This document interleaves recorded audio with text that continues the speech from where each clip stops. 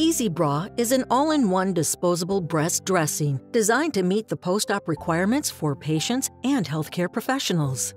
At the end of the first follow-up visit, apply EZbra to your patient. Open the sterile pouch and unfold EZbra. Make sure the straight part of the elastic back is facing downwards. Hold EZbra's panels and wrap them behind the patient's back. Ensure that EZbra is positioned at the right height under the armpits. Pull the device gently forward and cross EZbra's panels.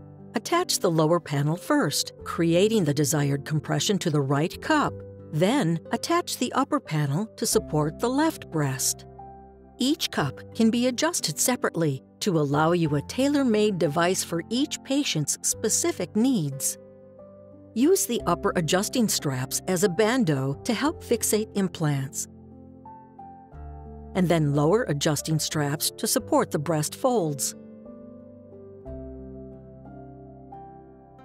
The upper adjusting straps are also designed to secure the drain tubes, and the lower adjusting straps secure and carry the drain bulbs. You can always increase or decrease the compression levels and shape requirements by readjusting each of EZbra's panels and adjusting straps.